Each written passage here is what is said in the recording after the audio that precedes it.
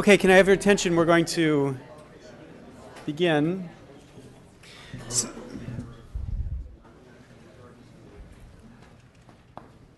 So welcome to the second in our series of lectures for the Edmund J. Safra Center for Ethics. As you probably know, I'm Lawrence Lessig, professor of the law school, director of the center, and I'm happy, or I will be happy, to introduce Professor Dr. Franz Adlkofer to speak to us this evening. But before I do this, I'd like to set the stage for this lecture a little bit by reflecting a bit more on what, in fact, we've seen over these 3 years of lectures. So imagine what we could call pattern A. And this is pattern A. A is a product which is suspected to be dangerous. Research is launched to determine whether it, in fact, is dangerous. Among that research is the research of the industry that produces or profits from that product. That research indicates the product is benign. Years and years go by. A contest between the benign view and a non-benign view grows, and eventually it is determined that the product is, in fact, not benign. The industry was wrong. Its interventions delayed the public's proper understanding of the risk. That delay benefited the industry in the short run, at least. It hurt the public in both the short and long run. And once the truth is discovered, many people are kind of astonished that this truth, promulgated by people including scientists, could have been misunderstood like this. Now, obviously, pattern A does not predicate of every product in our economy. The vast majority of products are harmless. Some are even beneficial, I'm told, to the public as well as to the producer. Nor does pattern A predicate of every product where there has been an allegation of danger. There are plenty of cases where allegations of harm were proved false and where the industry was in part responsible for proving them false. For example, the John Birch Society alleged fluoride would cause communism to spread throughout the whole of the United States. The fluoride industry was quite important in making us aware of the fact that might not be true. Okay, but it's equally obvious that there have been cases where pattern A has obtained. In the first year of these lectures, Robert Proctor from Stanford told us of the story of cigarettes, which of course is the most pronounced example of pattern A. His book, just coming out, estimates 100 million people have died from cigarettes so far, and that at least 1 billion will die of cigarettes in the next century. No story better fits the pattern A than this one. But cigarettes, of course, are not the only example. Current OSHA administrator David Michaels, in his book, Doubt is Their Product, surveys a gaggle of products from lead to asbestos and many in between, in which pattern A is obtained. With each of them, there is a common and recurring question. Wasn't there a better way to find the truth without the cynicism-inducing uncertainty that we experienced? Now, when you read these cases, or read of these cases, you might wonder, as I do, whether we will ever learn, not learn in the sense of learn to do the epidemiological studies better, for that's really hard, and it's really hard to do that well, but rather learn in the sense of learn how to do the investigation in a way that can secure the public's confidence or the public's trust. For the lack of confidence about these questions is, I submit, or at least to be conservative, let's say, could be profound. And let me just flash one example to make this point. I'm going to show you a clip of Robert F. Kennedy spewing, with all due respect to this extraordinarily inspiring figure, spewing pure malarkey. What he is going to show you, what you're going to see him say in this clip is totally false. I don't want any ambiguity about whether I'm endorsing what he says. Instead, I want to get you to get a sense of exactly why the problem we're talking about makes it possible for this kind of stuff to be spewed. So here it is. Here's Robert Kennedy. But the science is clear, and what happens is, I read the science at first, and there's literally hundreds and hundreds of studies that connect thimerosal to these disastrous neurological disorders. Then I talked to the scientists, then I went and I talked to the federal bureaucrats who are defending thimerosal, and I said, what are you relying on? And I looked at the science they're relying on, and I can tell you, Joe, it is so weak, and you and I have seen, in legal practice with junk science, and we know, you know, what these phony scientists are who create It this happened stuff. in big tobacco. Right, It tobacco. happens in And big this is- oil. and this It's is- happening in global warming. And now it's happening in a way that's impacting our kids' lives. This is classic tobacco science. Okay, so classic tobacco science. That has meaning, has resonance in our society. And it allows people to say things as completely ridiculous as this. I mean, you know, put aside the actual falsities in the statement. There are not literally hundreds and hundreds of studies that show a connection between thimerosal and autism. There was one and it proved to be false.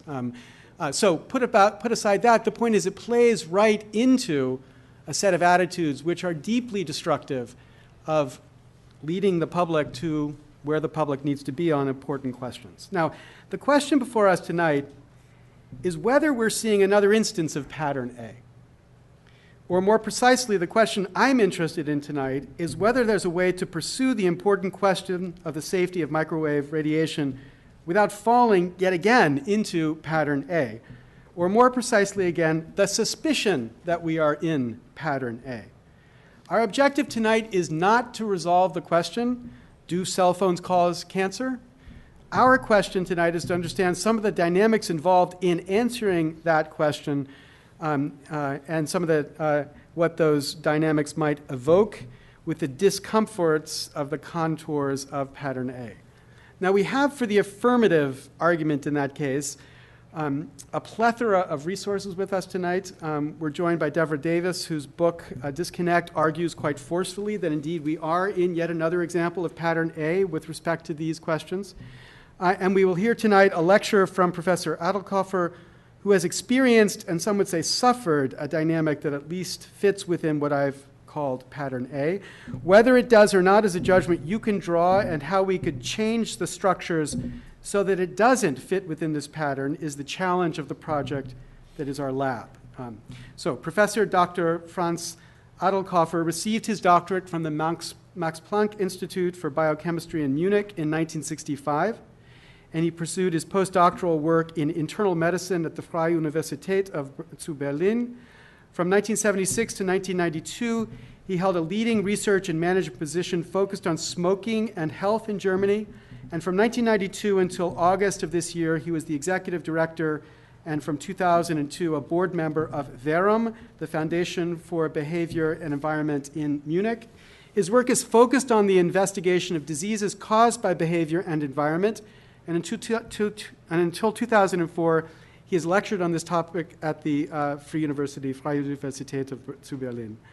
Between 1999 and 2004, Professor Adlkofer oversaw the EU-funded research project Reflex, which was aimed at investigating the biological effects of electromagnetic fields. That research has become highly controversial, and our objective tonight is to understand a bit of the character of that controversy. I am in particular grateful to Professor Adlkofer for flinging himself from Berlin to speak to us tonight, and I would like to welcome him now to present his lecture and to begin this conversation. You have his notes for the lecture before you in case the challenge of the fact that we don't speak German is too difficult for some of you. I love the sound of his accent since one half of my family is German, so this is welcome for me, but to make sure everybody can follow, you can read along. So Professor Adlkofer, I'd like to welcome you.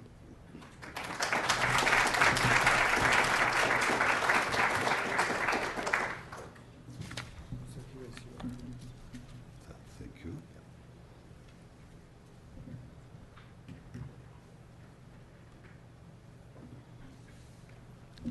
So good evening, ladies and gentlemen. First of all, let me thank you, Dr. Lessig, for your invitation to give a lecture on institutional corruption at the Edmond J. Safra Center for Ethics. And especially, let me thank you for your kind introduction here. But I have also to thank Dr. Deborah Davis for narrating my story in her book, which the title Disconnect. I think without her, I would probably not be here. Based on my experience gathered in the many years of research, I have come to the conviction that what cancer does do to humans, institutional corruption is doing to society. That is what I would like to talk about today.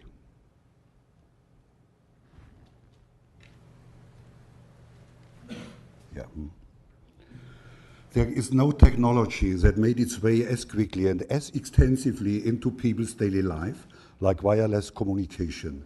Within only 30 years, the number of cell phone users increased worldwide from 0 to about 5 billion.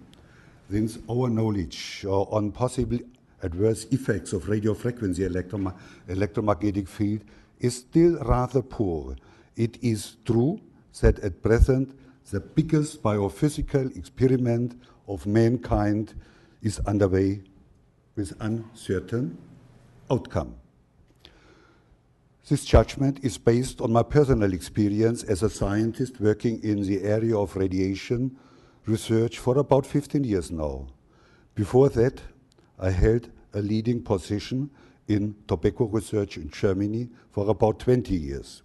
In both areas, it did not escape me how, through violation of scientific principles, the financial profit was maximized at the expense of disease and death of uninformed people. Exactly the same as was happened with tobacco may recur now with the reckless application of radio frequency electromagnetic field for technical purposes. And as with tobacco, the truth about the increasing state of knowledge has also been systematically suppressed.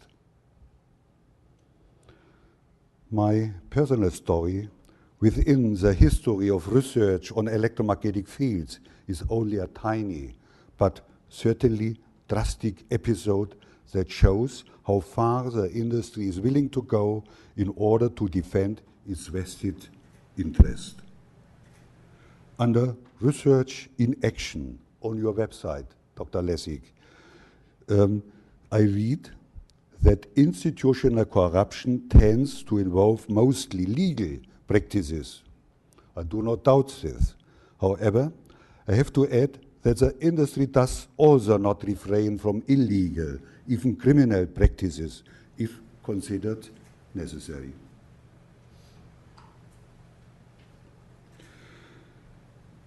To structure my presentation, I would like to go forward as follows.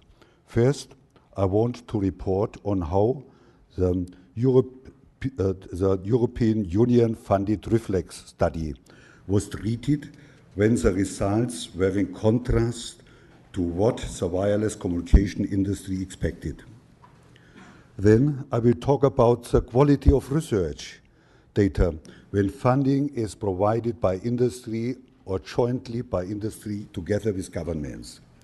And finally, I will inform you about the development of exposure limits for radio frequency radiation that are, from the medical point of view, based on pseudoscience.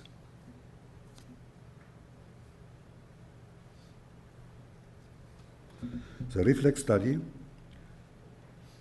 was a special annoyance for the wireless communication industry and, strangely enough, for the health politics in Germany also. The project was organized by the VERUM Foundation in Munich when I was its executive director. It was carried out between 2000 and 2004 by 12 research teams from 7 European countries. The funding of nearly $4 million was provided almost completely by the European Union. 2 teams, one from the Free University of Berlin and one from the Medical University of Vienna, clearly demonstrated in human cells that extremely low frequency electromagnetic field as well as high frequency electromagnetic field have a cancerogenic, a gene damaging potential. Findings of this kind firmly contradicted the reliability of the valid exposure limits. When I assembled the Reflex consortium, it was very difficult to find European research groups which were not in some way related to the wireless communication industry. And at the end of the study, I had to discover that at least 2 teams opposed the publication of our final report, claiming that they would not believe in the correctness of the data. Later on, I learned that both were financially supported by the industry for many years. From the beginning, the wireless communication industry was informed about the Reflex finding. Our data were presented at all major international conferences on electromagnetic fields, and also at special meetings organized by the industry itself. Of course, we met criticism, which is always the case when decisions, opinions deviate.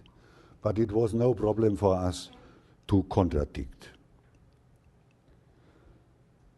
4 years after the project had ended, in April 2008, I received a phone call from Professor Hugo Rüdiger, the former head of the Vienna team, informing me that Professor Alexander Lerkel, member of the German Commission on Radiological Protection and professor at the Free Jacobs University in Bremen, a university heavily supported by the Vodafone Foundation. Vodafone is a telecommunication company which dominates all over Europe, claims that the Reflex data would have been fabricated.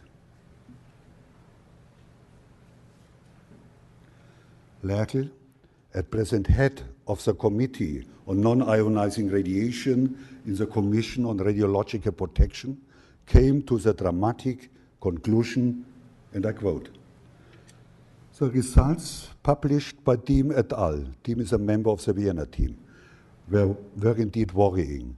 Should they be confirmed, this would not be only an alarming signal, but also the begin of the end of wireless communication, since damage to the DNA is the first step in the development of cancer." At that time, I had just submitted a new grant application to the European Union to investigate the effects of radio frequency radiation, not in test tubes, as done in the Reflex project, but now directly in humans.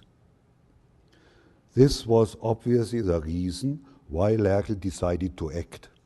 Funding of the new study, which had received an excellent rating from the European Union's reviewers, should be prevented by putting on the emergency brake. With Wolfgang Schütz, rector of the Medical University of Vienna, and a journalist from the German weekly Der Spiegel, he found the necessary support for a powerful campaign. Besides the prevention of the Reflex follow-up study, another goal was the retraction of 2 papers which had reported on the gene-damaging effects of the radio frequency radiation. Schütz mandated his Council for Scientific Ethics to investigate the case, and this council considered the fraud suspicion already proven even before it started to check the records. Already at the first meeting, it concluded that 2 papers must be retracted because of fraud. The decision was based on the accusation that a technical assistant, co-author of the papers, had fabricated the data. Some days after the meeting, with a bit bad luck for the rector, it became known that the chairman of the council was a lawyer employed by the Austrian wireless telecom communication company. Schütz had unfortunately relied on the statute of his university that the identity of the council members remain unknown. Professor Rüdiger, head of the accused research team, who had already retired, at this time asks the rector to take the necessary steps that the council convenes again under a neutral chair and that he himself will be heard. First, the rector refused to do so, but finally he conceded. Under the neutral chair, it became clear that the fraud allegations could not longer be maintained.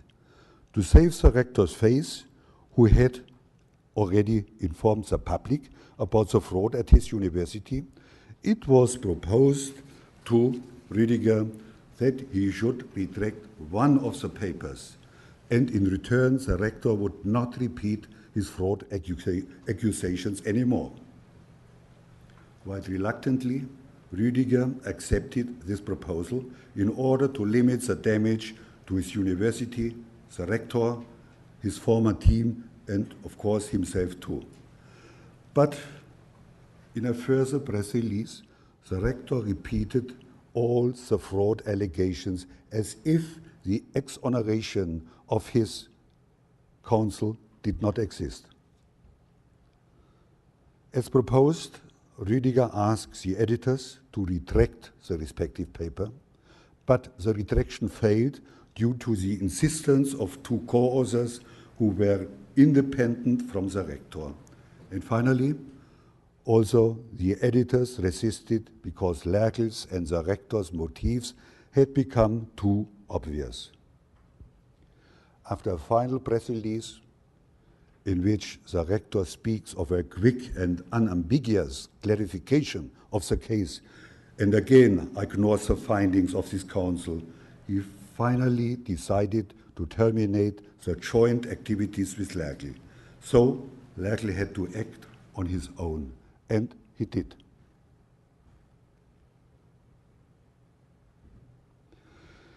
Be it by order or due to his delight for scandals, the Spiegel journalist, in close cooperation with Lerchel, published two articles in May and August 2008, unsurpassed in meanness and maliciousness. But read yourself.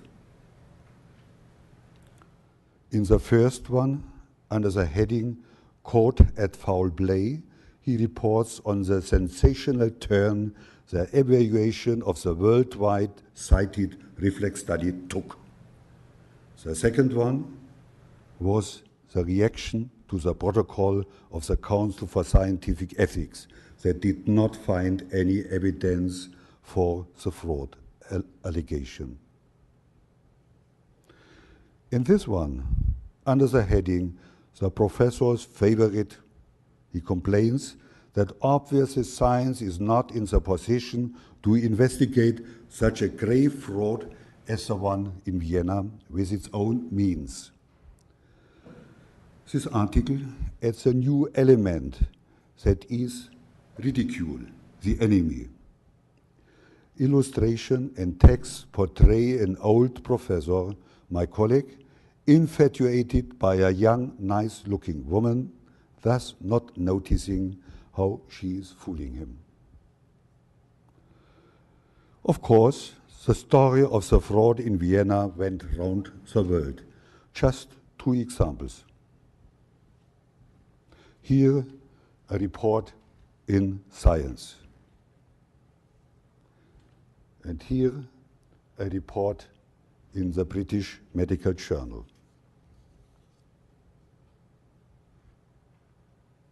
At the same time, Lerchel himself informed the scientific community in a series of editorials in the Labor Journal, an online journal. Here is his opinion about the alleged fraud at the Medical University in Vienna that constantly grows over time. Here he repeats his accusation of fraud and then complains about the inability and unwillingness of science to purify itself from fraudsters.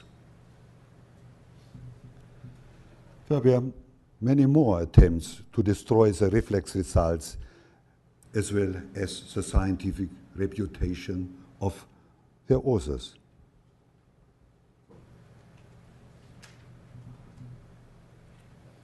a public workshop with the title Serious Research or Junk Science, organized for Lerkel in Vienna by two industry-owned PR organizations in order to destroy the reflex results at the place of their origin. A volley of reproaches against the editors of the two scientific journals who refused to retract the reflex papers, and a complaint about the refusal at the Committee on Publication Ethics in London. Ruthless attacks on the senior authors of the reflex data using an internet platform specialized in defaming mobile phone critiques with methods from the gutter. Invention and distribution of the claim that the European Union would have asked the Vienna University to return the funds for the reflex study after that data had been fabricated. Finally, the request for an additional investigation of the reflex study through the All-Austrian Agency for Research Integrity that had obviously just been founded for this purpose. Needless to say, all these efforts failed. What are the motives which caused Lerkel to deal with the reflex data in this way? In his booklet titled Fraudsters in the Lab and Their Helpers, Lerkel complains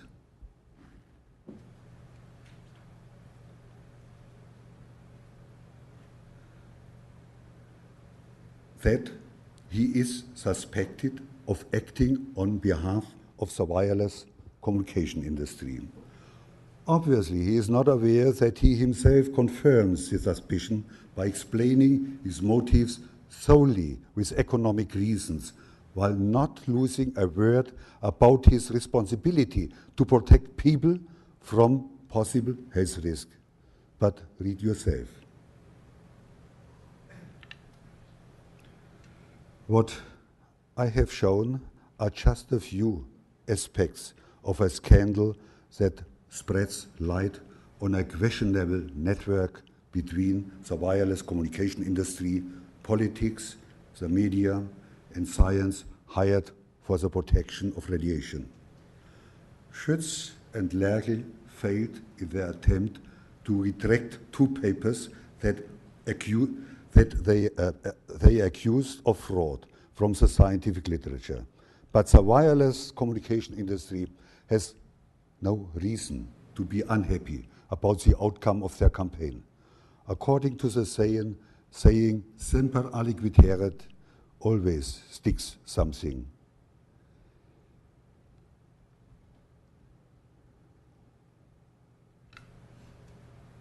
The gentleman undermined the reflex result in a way that they lost most of their significance. The campaign was also successful for the industry for reasons that are only indirectly related to Schütz and Lerkel. While the two ethic committees exonerated the Vienna team from fraud accusations, both criticized the scientific quality of the papers, although they were neither mandated to do so, nor did they have the scientific expertise. They did it in order to protect Schütz and Lerkel in the interest of the institutions they represent. However, the authors of the Vienna papers notice with satisfaction that worldwide more and more research teams came up with papers that fully confirm their findings.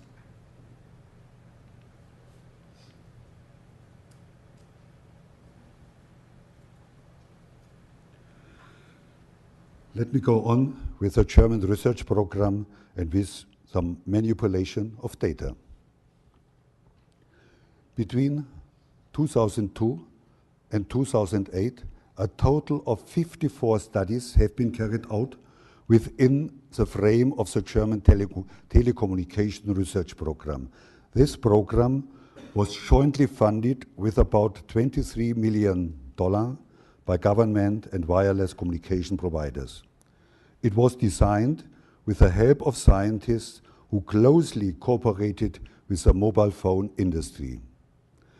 There may have been a special reason for this collaboration of the industry with government. Could it have been that the more than $65 billion the government just collected from the mobile phone telecommunication providers for licenses, allowing the construction and operation of the new UMTS standard all over Europe?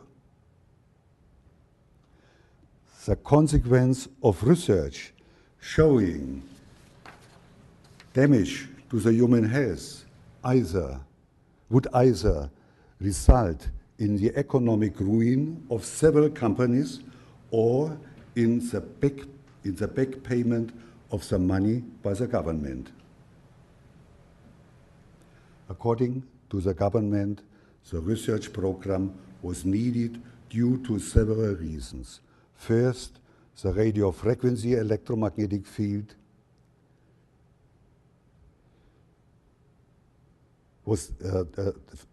electromagnetic fields were increasingly suspected to affect human health. Furthermore, there were some indications that biological effects occur already below the current exposure limits. Today, the outcome of the program is the basis for the German radiation protection policy. Indeed, none of these suspicions were confirmed by the results of the research program. The conclusions are that there are altogether no reasons to doubt the protection provided by the current exposure limit. The existence of non-thermal effects as well as the validity of the so-called Melatonin Hypothesis could not be confirmed. It is, however, admitted that long-term effects in children and adults still wait for clarification. Considering the state of knowledge based on the results from international research, these conclusions are, in my opinion, misleading and sound even a bit cynical with regard to the fact that long-term effects in children and adults cannot be excluded at all. The wireless communication industry is not only interested in destroying the results from independent research group as done with the Reflex data, it also takes care through its links to politics that results from the research they support finds the shortest way to the decision makers. There are numerous examples to prove this. I will show you just one of them.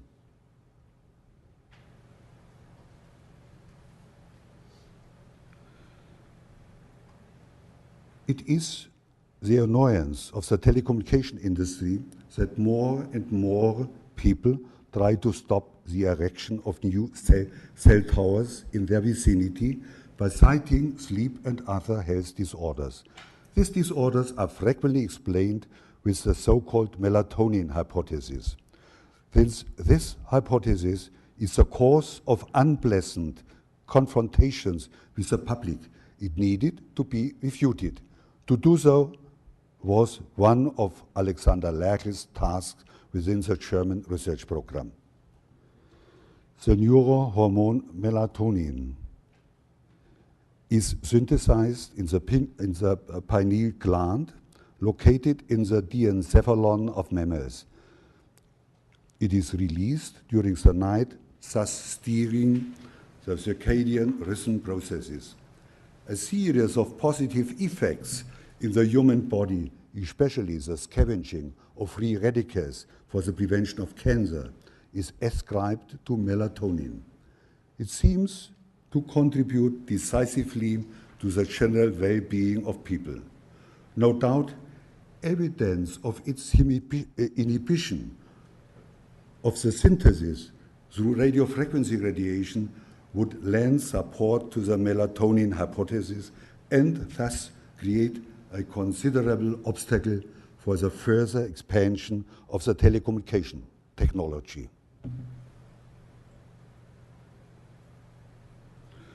To study this melatonin hypothesis, Lerkel removed the pineal glands from about 500 dwarf hamsters and exposed the pineal glands for 7 hours to radiofrequency radiation of increasing intensity. He concludes that his data do not support the melatonin hypothesis. In this case, the melatonin production was expected to be reduced after exposure to radiofrequency radiation. But what he actually found was more an increase of its production. Furthermore, based on his results, there is also no reason to recommend a lowering of the current valid safety limits for the whole body exposure.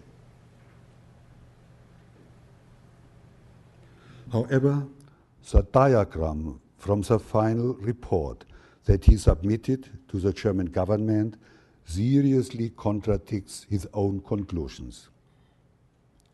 At the left side,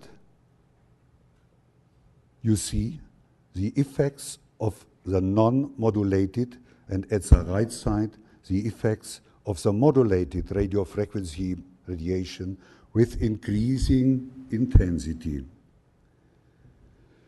For your information, modulated means this radiation is able to carry information. Unmodulated means the radiation can't do that.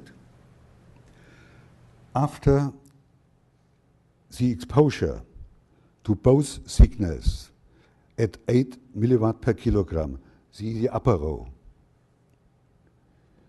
the melatonin synthesis was obviously inhibited. Lerkel ignored this. Why? Because the data speak in favor of the melatonin hypothesis and even in favor of non-thermal biological effects.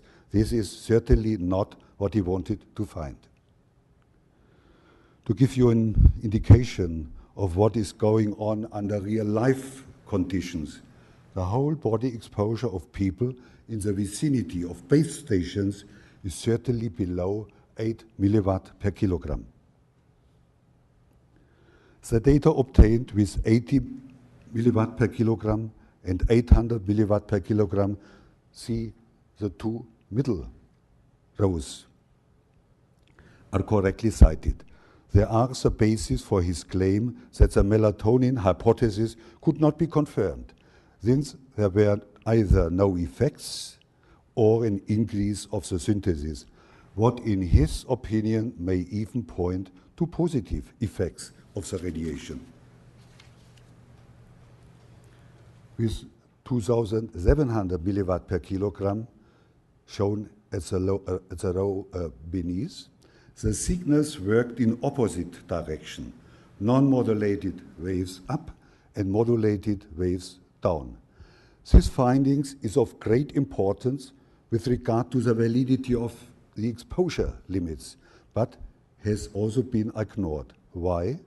The current exposure limits do not distinguish between the radiation from non-modulated and modulated waves. Obviously, Lerkel did not want to discuss this hot topic. I assume that this phenomenon has been known, which has been known for decades now, will one day kill the current exposure limits in not too distant future. This phenomenon speaks clearly against the validity of these exposure limits.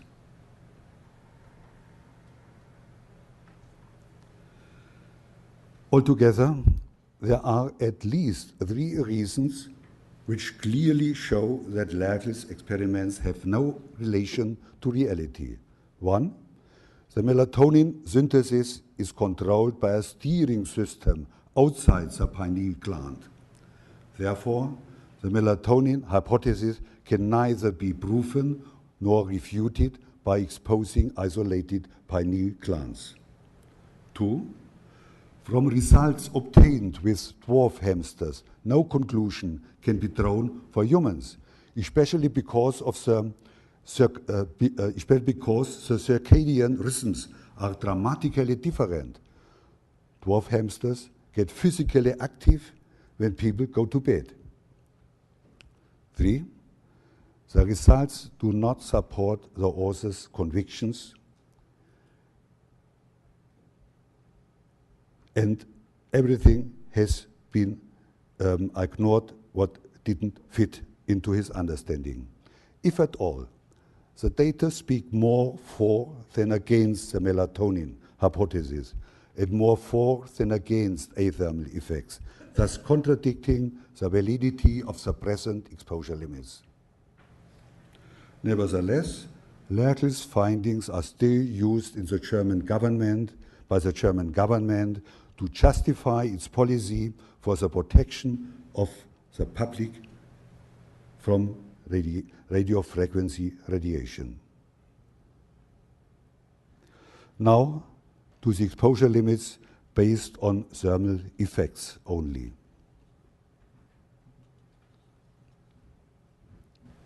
The discussion on possible adverse biological effects of the radio frequency radiation started before World War II. During the war, when the technical use, especially for military purposes, became increasingly relevant, even decisive for the outcome of the war, possible health risks were ignored. Hermann Paul Schwann, a German biophysicist who continued his research on biological effects of electromagnetic fields after the war in the US, played a leading role in fixing the first exposure limits. He claimed that there were no biological effects of radio frequency radiation besides the ones emerging from the temperature rise in tissue, since anything else contradicts the law of physics.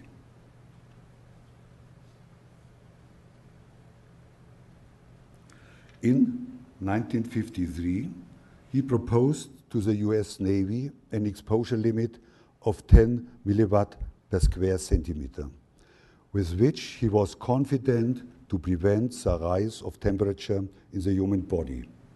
At this time, exposure limits were necessary only for the personnel in the armed forces and at certain workplaces dealing with radar. Exposure of the general population started only with the cell phone age. At this time, it was then assumed that people will reliably be protected if the exposure limit valid for workplaces is lowered by a factor of 10, that is to 1 milliwatt per square centimeter. Europe developed its own exposure limits, but applied the same simple thermal model as the US. Schwann's later view that non-thermal effects cannot be excluded with sufficient certainty was ignored. In the meantime, the industrial military complex had fully become acquainted with the potential of this technology and was determined to fight for its use. Since the radio frequency radiation from cell phones penetrates the human brain from the nearest possible distance at a much higher intensity as compared to the radiation from cell phone towers, exposure limits had to be fixed also for the near-field radiation. For this purpose, the specific absorption rate was developed, which can only be measured indirectly. A standardized phantom human head model made of plastic and filled with electrolyte-enriched liquid to adjust its electric conductivity to that of the human brain is exposed to the radio frequency radiation from cell phones. A computer-driven field detector in the liquid provides the data required for the determination of the special absorption rate. This approach assumes that the human brain reacts to the radio frequency radiation in the same way as that material does.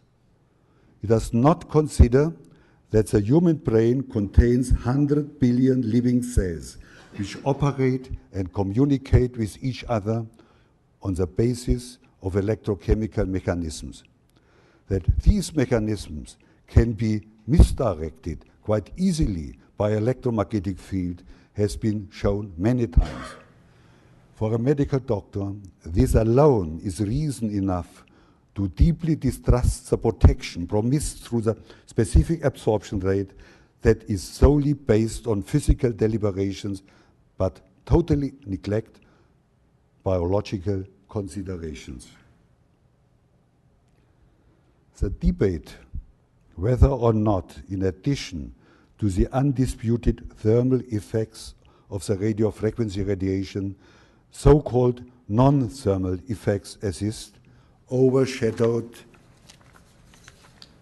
numerous scientific conferences between 1960 and 1980 in the US and elsewhere. The problem was finally solved in the simplest possible way. Scientists who claimed to have found evidence for non-thermal effects were ridiculed and funding of their research was suspended. No doubt, the main obstacle for installing more conservative exposure limits was the pure desire to expand the use of the radio frequency technology as far as technically feasible. This goal could only be achieved because scientists cooperating closely with the industry finally dominated the advisory and decision-making bodies. Thus, economic principles determined the installation of the US as well as the European exposure standards that are in force until today. At the end of the 90s, the World Health Organization started to attempt to harmonize the exposure limits worldwide. However, it did not have much success. The primary reason for the failure was a suspicion that the exposure limits represent more the interests of the industry than that of the exposed public. This suspicion was finally supported by organizations such as the US Environmental Protection Agency that called the American standards seriously flawed, partly for failing to consider the thermal effects. And finally, the European Parliament stated in 2008 that the European standards are obsolete, but even that did not change anything.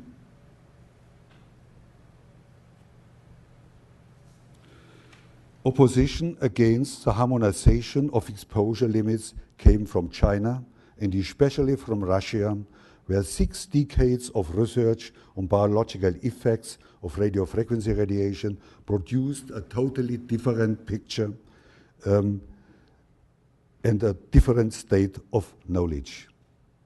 Professor Karl Hecht, elected member of the Russian Academy of Medical Sciences, stated in a report to the German governmental institution in 1996 that the Russian exposure limits are much lower than that in the Western world, which are, in his opinion, based on pseudoscience. But applying today's knowledge to the Russian exposure limits also do not offer a reliable protection of the human health. Hecht, a retired medical doctor with great merits in space medicine, is, like me, convinced that the currently applied parameters to determine exposure limits are generally unsuited to regulate the protection of the people from non-ionizing radiation because they disregard the inherent order of biological organisms, especially the highly organized function of the human brain.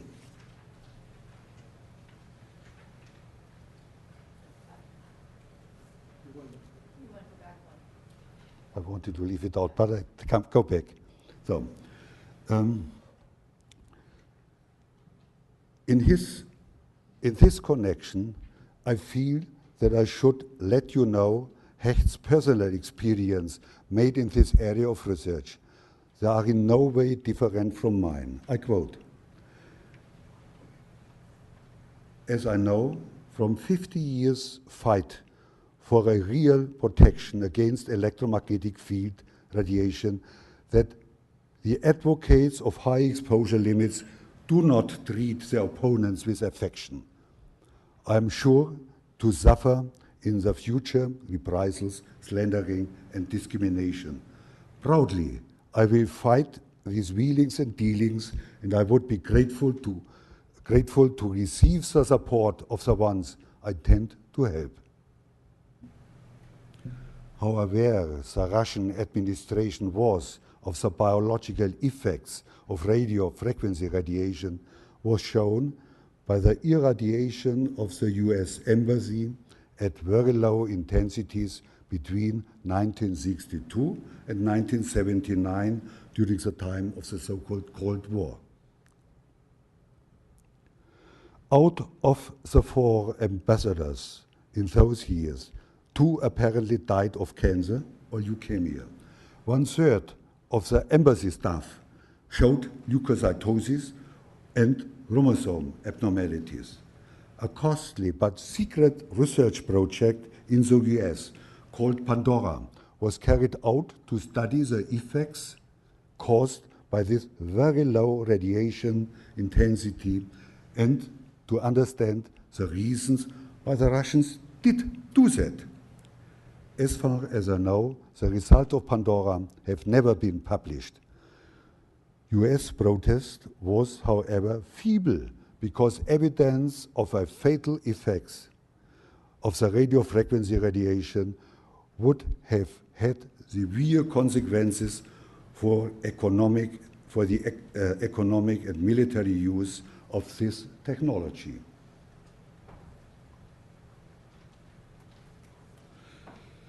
But the worst that could happen so far to supporters of the current exposure limits happened in May 2011.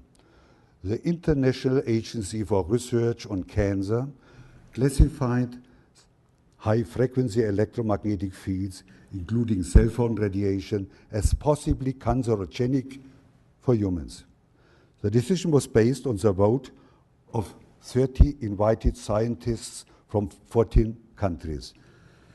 Merkel's participation was turned down because of conflict of interest.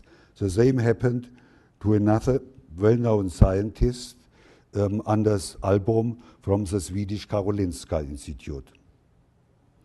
According to the IARC panel, the results of epidemiological studies had been decisive for the possibly carcinogenic classification.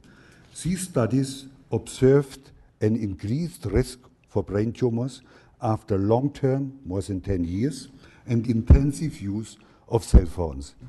Results from animal studies, also of minor significance, supported the decision.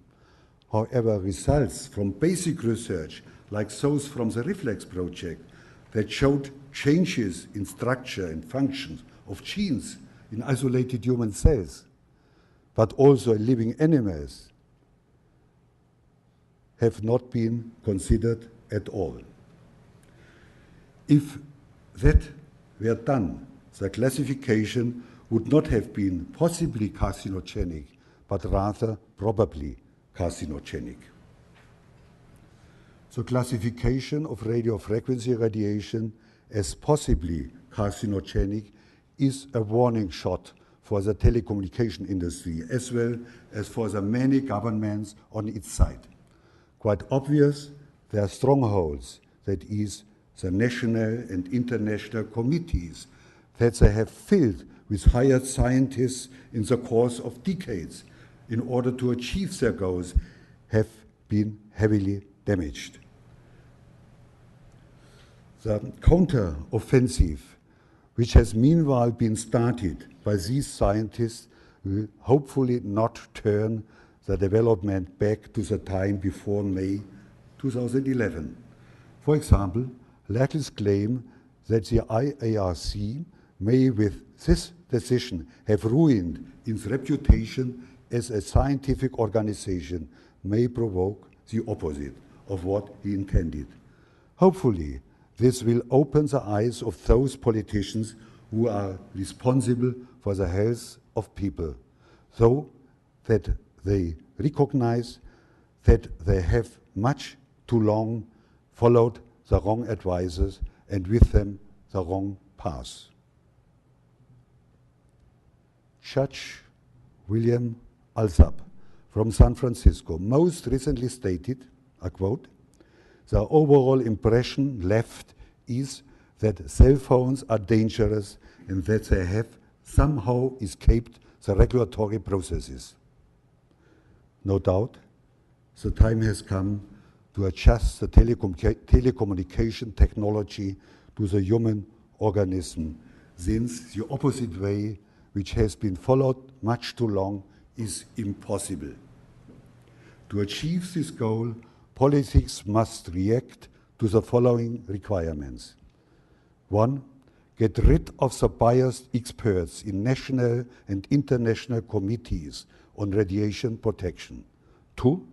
Ensure qualified radiation research by funding independent research teams. 3.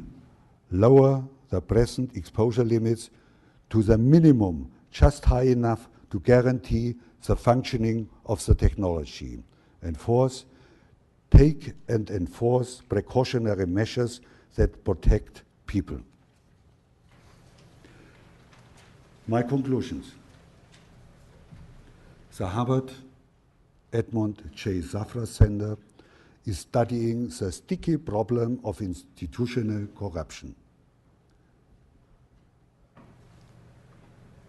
There cannot be any doubt that the present exposure limits of radio frequency electromagnetic fields owe their existence and especially their continuance to institutional corruption. It started in the 1950s with a close cooperation between governmental institutions and the military-industrial complex, nowadays extended to the wireless communication industry. Its goal has been and still is to expand the use of the technical potential of radio frequency radiation as far as possible. Scientific data that point to possible human health risks are considered to be unjustified obstacles that can be ignored. Above all, industry and governments can rely on cooperative media that help to appease the general public whenever scientific papers with critical results are released. On this ground, governments are in the position to support the further expansion of the telecommunication technology without considering precautionary measures and, oddly enough, without losing the general public's confidence in their institutions. The institutional corruption that is based on the close cooperation between industry includes certainly legal practices, but a second view shows also the good-nurtured cohabitation between industry and politics. The wireless communication industry has never been reluctant to feed their partners in the political arena with information suitable to support their vested interest. This one-sided information is created with the help of compliant scientists through misuse of science. Whether voluntarily or pushed, these scientists devalue any scientific finding that are not in line with the assumed harmlessness of radio frequency radiation. Means applied are always the same. Data deviating from the accepted view are called junk science. Critical results are refuted by producing negative results. Of course, generated with generous industry funds. And finally, in cases that are considered to be especially threatening, campaigning or wargaming, as they call it, is applied. The means are always the same: accusation of fraud and personal defamation of the authors. The practices of institutional corruption in the area of wireless communication are of enormous concern if one considers the still uncertain outcome of the ongoing field study with 5 billion participants. Based on the unjustified trivializing reports distributed by the mass media by order and on account of the wireless communication industry, the general public cannot understand that its future well-being and health may be at stake. The people even distrust those who warn. In democracies, it is a basic principle that above power and their owners are laws, rules, and regulation. Since in the area of wireless communication, this principle has been severely violated.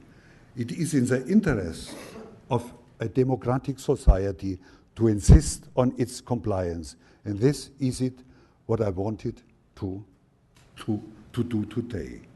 Thank you for your attention.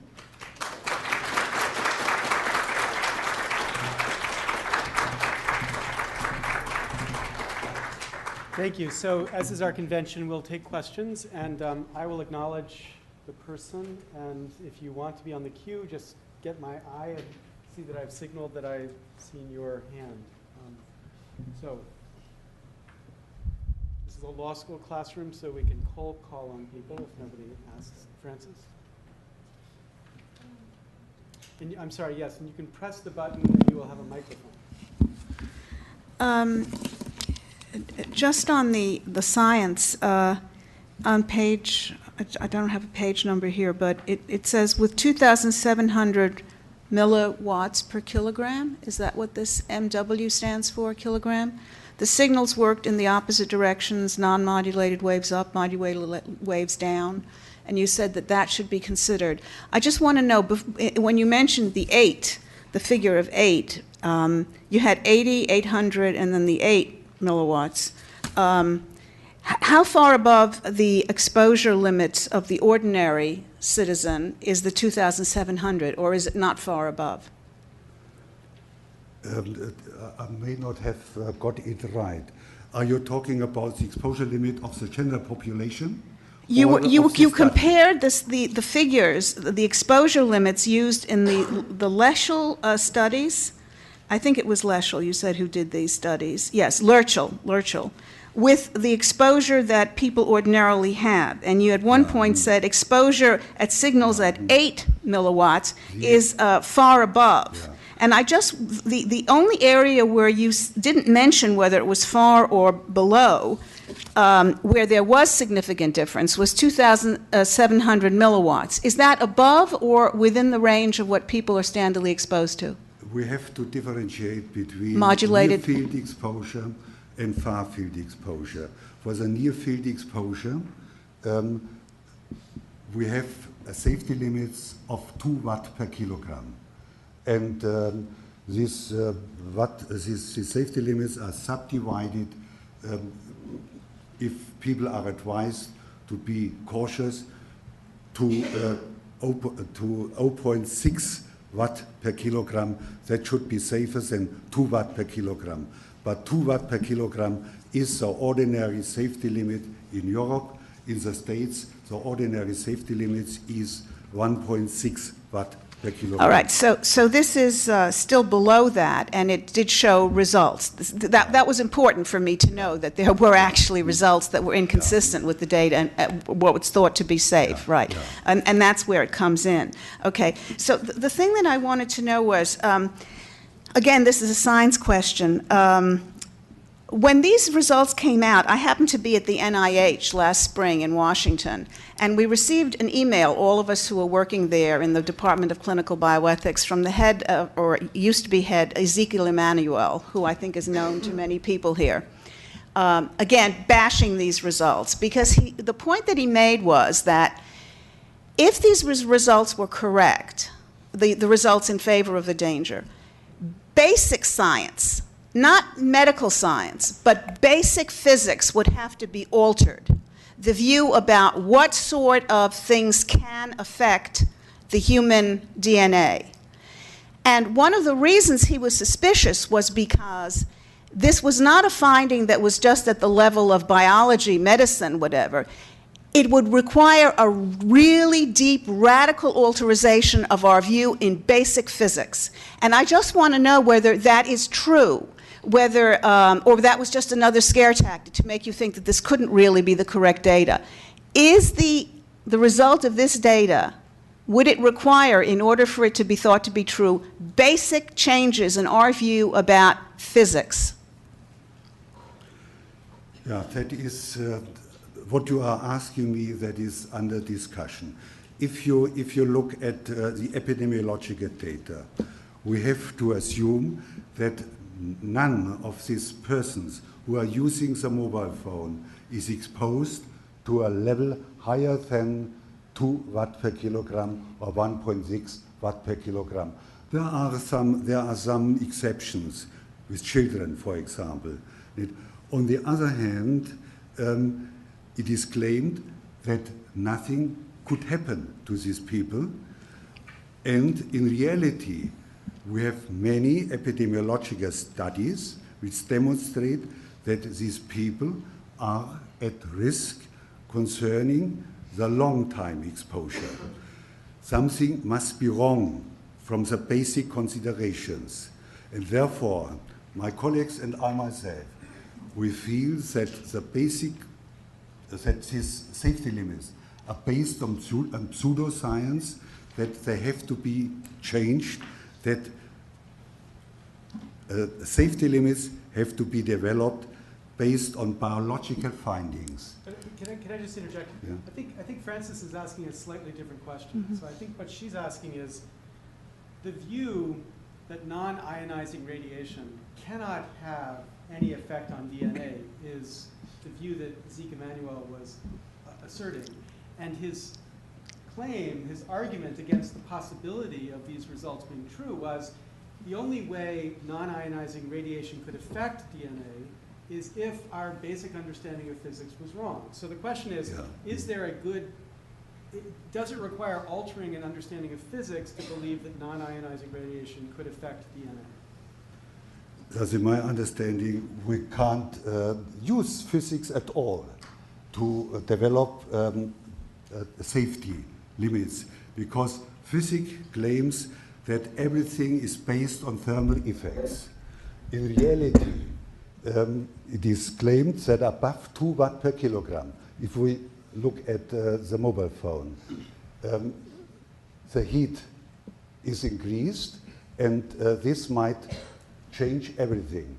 But this means also that only acute effects are of significance, while epidemiological studies look at long-term effects, which could never be arise from the present safety limits. In reality, they arise. There's a contradiction, which is unsolved so far. Deborah, did you want to? Let me offer a clarification. I didn't see this memo from Zeke Emanuel. Was he a member of the committee, or did he send it at the time because he was still in the White House? No, he wasn't a member of the committee. He was out of the White House already, and he was back at the NIH, not as its bioethics, clinical bioethics, not as its director anymore. But, and it was at that point that he sent the memo, with that explanation, insofar as I remember it. Was he referring to the Nora Volkoff study that was published in the Journal of the American Medical Association when he wrote it? I actually can't remember what he's referring to, but All the right. point is that he said, if I may, I won't repeat what Larry Lessig said, but his claim was that that this view was connected to a radical revision in our notion of basic physics. It's true that physics doesn't tell us everything, that's why we have different levels in sciences, but nevertheless biology is not supposed to be in contradiction to physics. So the question was whether people's reasons for doubting the research has anything to do with his reason for doubting it. Not at all. I think there's a paradigmatic conflict at play here, and let me take a minute and try to explain it. We understand that ionizing radiation works by breaking the ionic bonds that hold together the DNA. It disrupts it. Ionizing radiation is understood in the classic physics paradigm as disrupting DNA. Leave together the idea of whether or not damage to DNA is required for cancer, which I'll tell you in a moment is not. But assuming that that is the requirement to get cancer, it is clear that ionizing radiation damages DNA. Non-ionizing radiation has been believed by the physics community to not be able to have that same effect. And indeed, it does not. And that's where it gets complicated. Non-ionizing radiation doesn't break ionic bonds.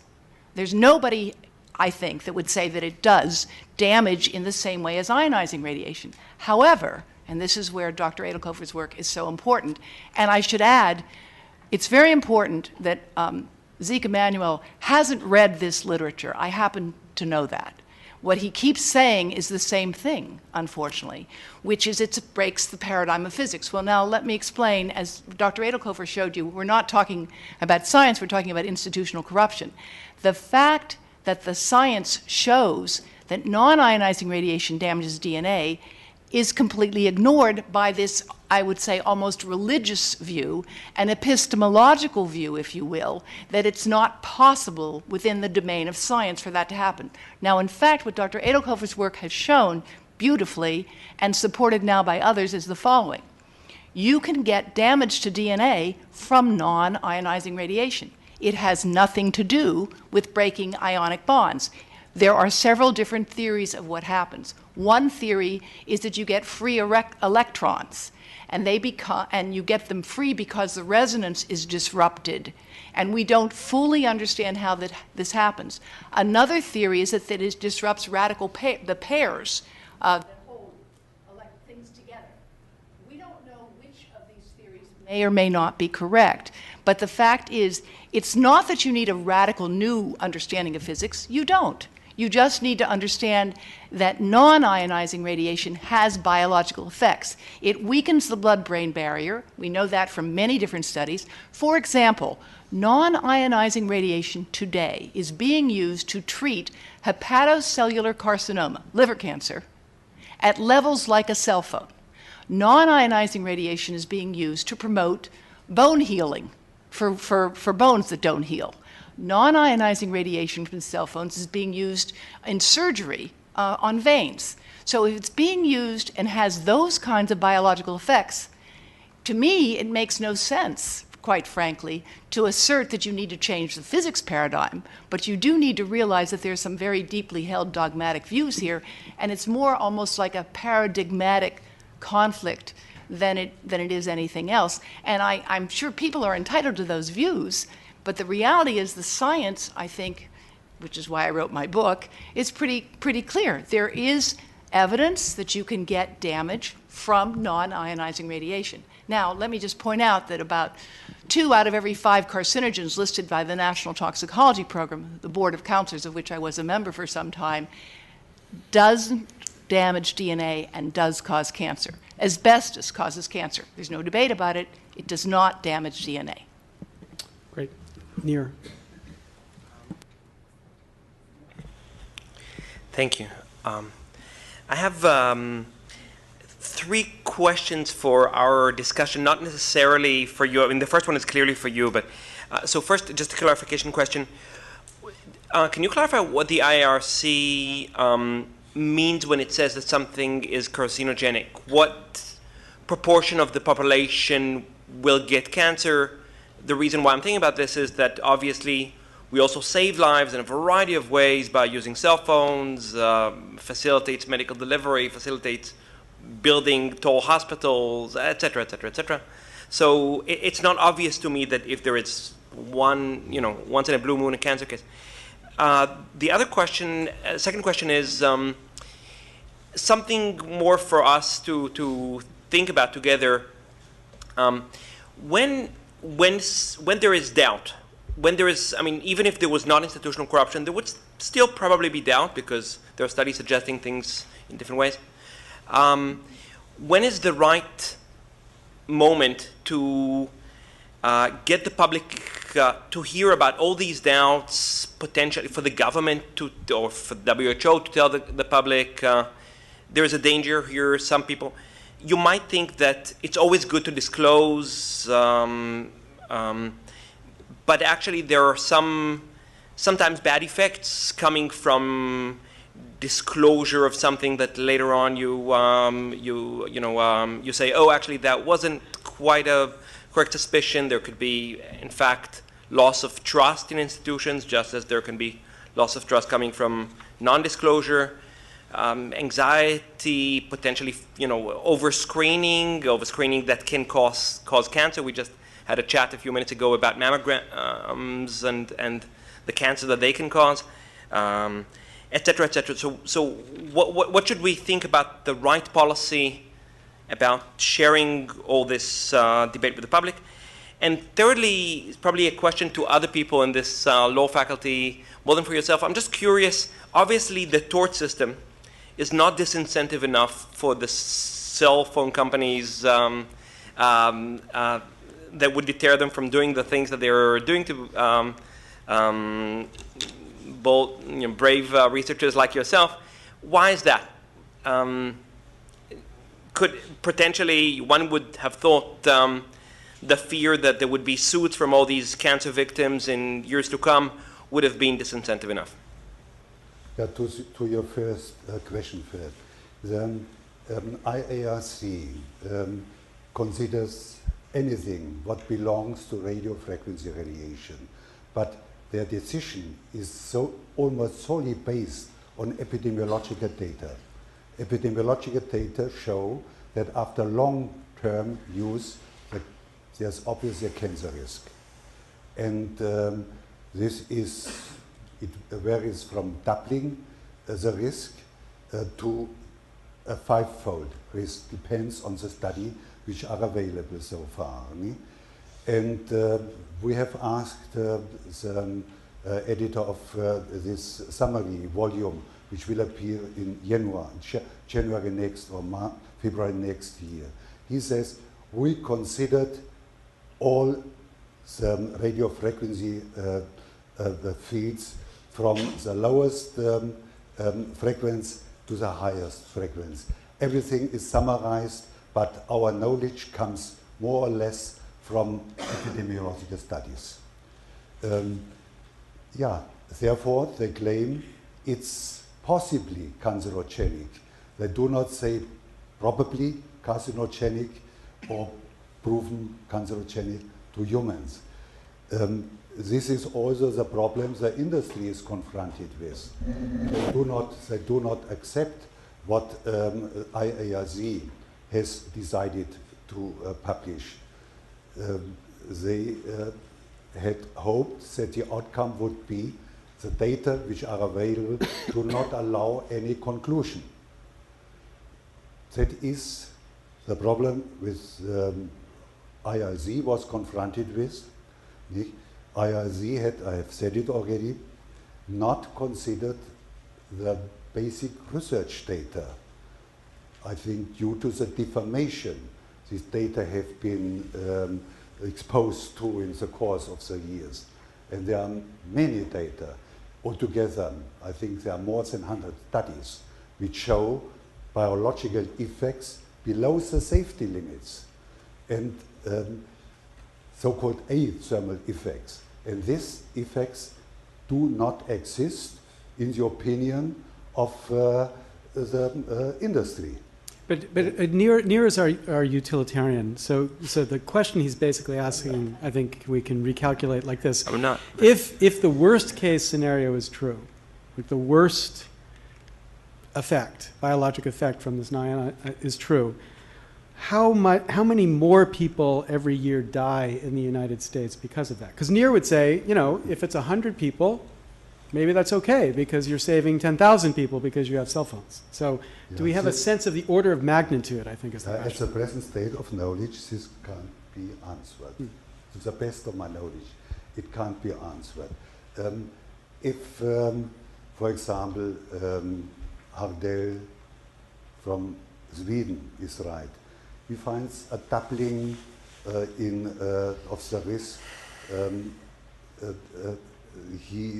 who are using the mobile phone for 10 years and more. In younger people, even a 5-fold increase. You can imagine that the number may go up to the worst what we can imagine at the moment. But this is, in my understanding, not possible to tell you. I can't answer your question. Just the risk if it could were be 2 enormous, times but fold, it must not be enormous. Right. That is my answer would be the risk can be very, very high, but it can be low too. This gap between low and high, our data are not good enough to make a decision at the moment. If In it's the worst 5 case, times, it can be terrible. it's 5 times what? 7 Sorry? per 100,000. The rate of glioma in the United States today is 7 per 100,000. The rate of other benign so-called brain tumors, which can kill you, is 12 per 100,000. So there are more so-called benign brain tumors than malignant, but you can die from a benign brain tumor. So you could say, let's round it off and say it's 20 per 100,000. If brain tumors were to double, you can do the math, it's a small number. However, if they were to quadruple, because we are now having babies starting with using these things, it starts to get to be a much bigger number. And the fact of the matter is, the risk in a population depends on 2 things. It depends on the estimated size of the risk, double, triple, quadruple, and it depends on the exposed population. You've got 100% exposure effectively, and that is why Dr. Adlkofer is expressing the concerns that many of us share. Jenny. Maybe one sentence more, Nick. The situation is that we have an overview about 10, maximally 12 years. And the cancer development lasts 30, 40, 50 years. Right. That means our children are especially confronted with a possible risk. One point. The next point is, if you consider the many users of this mobile phone, even a 10% increase would be a real catastrophe. 10% increase, that's not much. You could compare it to passive smoking, for example. Jenny. 2 questions, one related to industry response and the second related, it's just a general scientific question.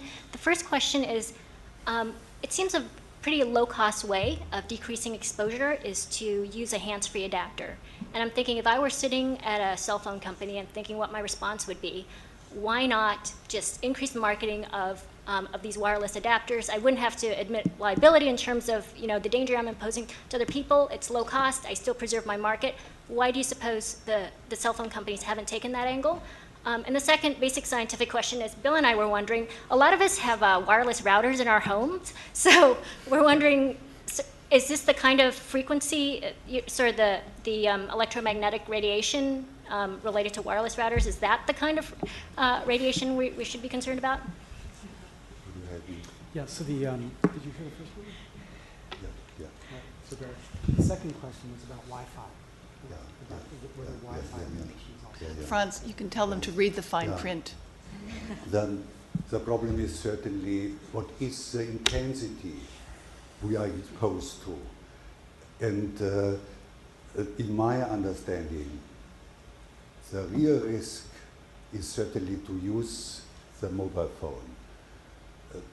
For me, it's almost certain that this creates a risk to people who use it for a long time. And I think in the first line of children who start very early and who have the chance to survive any latency period the cancer needs to develop. The other question is, What about low exposure rates? For example, from cell phone towers, for example, Wi-Fi. It's very difficult to say something about. But what we know, I personally believe that this may be very different from person to person. There seem to be people who are highly sensitive to this kind of radiation, and others are not. What the outcome will be, that's, we might know, maybe in 30, 40, 50 years. For me, at the moment, it's a problem with mobile phones. They create, in my understanding, the highest risk. And there we have to start to think about what should be done. And here, the methods used to create safety limits go into the wrong direction. We're running out of time problem here. You had a question, sir? Should be on, unless it's broken. Yeah. Oh.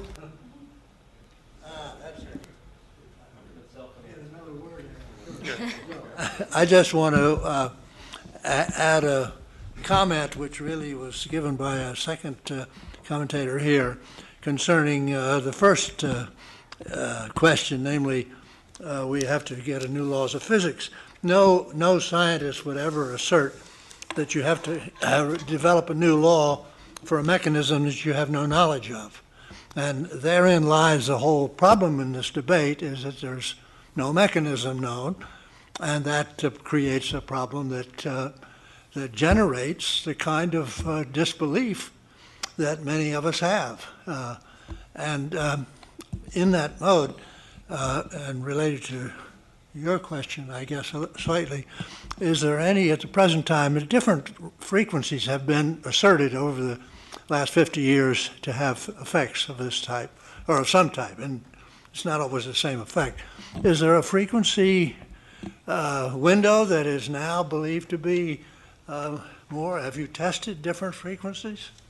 What we know from basic research, there are windows in which the radiation is more effective than in others. And what are those? But it never has been used in the development of safety limits. That is also something which speaks against the validity of the present safety limits. We can assume not validity, but, yeah, but we can assume that certain frequencies, certain modulations are more or less dangerous. Well, the fact they haven't been used doesn't speak to their validity. It just speaks to their incompleteness. They're not adequate. So, but you're asking which are the good frequencies? Well, that's what I was trying to Yeah. get out, but I don't know if it's known. Yeah. Is it known?